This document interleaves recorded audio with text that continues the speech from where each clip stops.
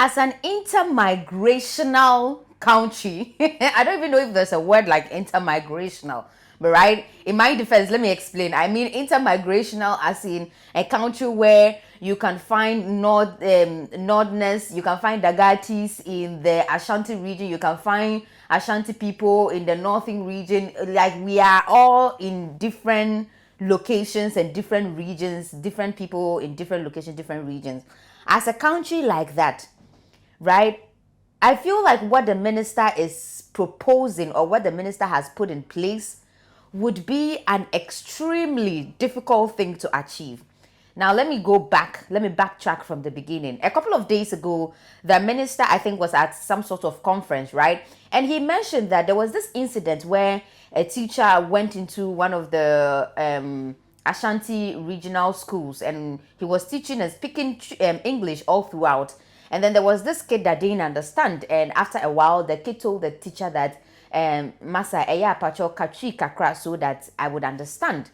And standing on that, they feel like, yes, it's true. Some of our children fail their exams and certain things in school because of the lack of understanding, mainly because English language is our formal and general language in the country. So now the minister is saying that they are enforcing strictly. These are his words, not my words. So, Mr. President, in line with that and with your authority, I'm directing the Director General of the Ghana Education Service and the GES that from today, teacher use of mother tongue instruction is now compulsory in all Ghanaian schools.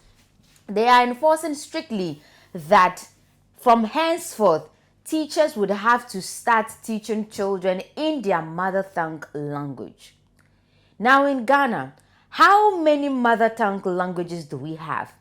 Just to mention a few, we have Ewe, we have Dagari, we have Wala, we have Sisala, we have Twi, we have Fanti, we have Gan, we have so many. We have Frafra, right? We have all these languages. Even as English is the formal language for all of us to speak, we are still having a language barrier among us as a people. Now, we haven't even, first of all, come up with a particular mother tongue language or local language that we would use for all the regions, which is now going to be our formal language for the country. We haven't even come up with that. And we are telling teachers to strictly that they are enforcing that teachers will begin to teach students in their mother tongue language. Let me just break it down a little bit, okay? Per my understanding. So which means in the Dagarti land somewhere, the teachers there are teaching the children in Dagara language. In the Ashanti land somewhere, the teachers there are teaching the children in the Twi language. In the Fanti land somewhere, central region, they are teaching the children in the Fanti language, the Volta region. You get the drill. At the end of the day, all of us grow up not having a common language we can understand each other with.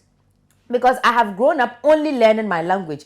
Everything in school is taught in my language. So have you. Now, when I leave school and move to a different region, please tell me, how are we going to communicate? How are we going? So it means when I grow to a certain level, then I probably leave my place to a different place. It's now that I have to start all over learning the language of those people, which means that every single person, wherever you find yourself, you are going to be forced to learn the local language of that particular place that you find yourself in.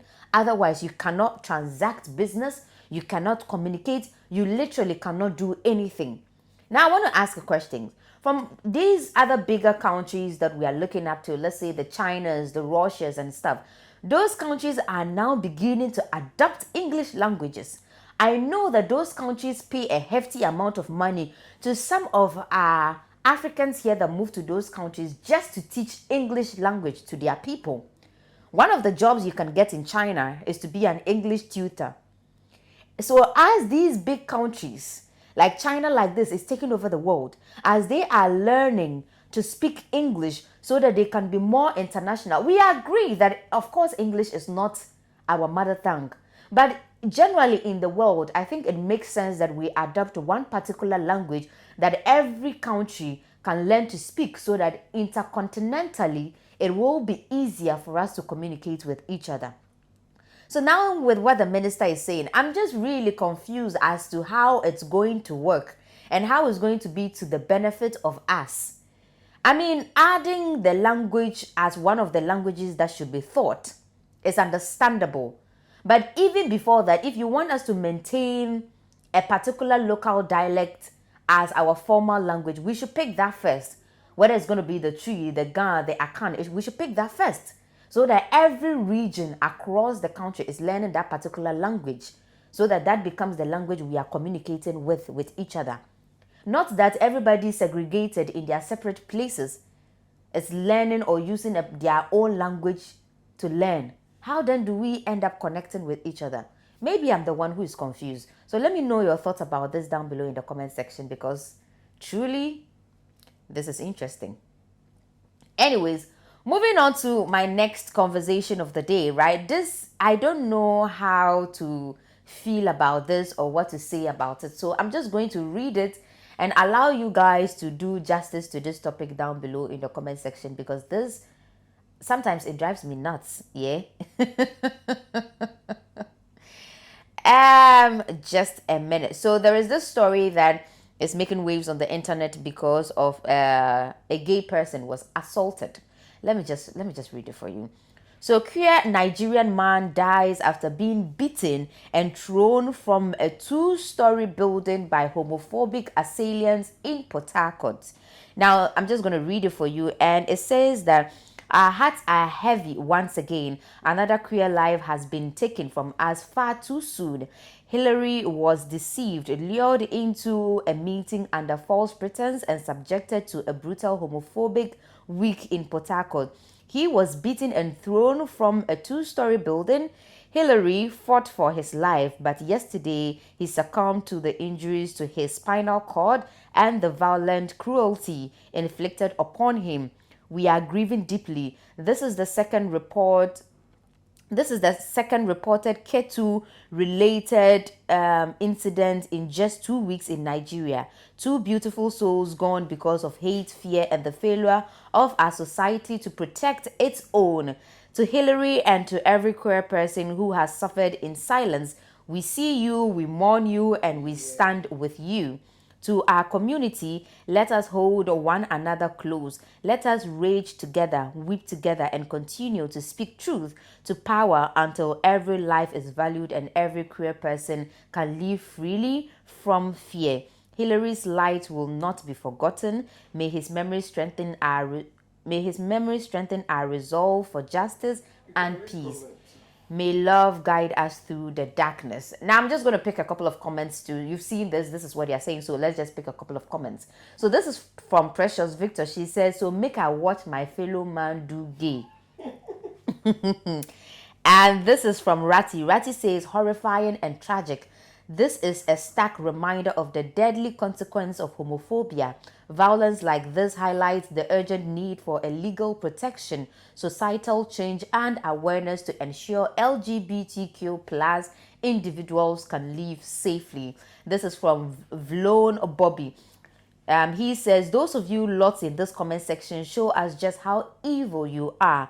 How do you in clear conscience support the gruesome murder who did not hurt you or his fellow human being in any way? What exactly did this guy do to deserve your hate? He wasn't caught any other crime. He wasn't caught in any other crime. Well, and this is from Emmanuel. Emmanuel says, isn't gay illegal in Nigeria? Good question. Is gay illegal in Nigeria?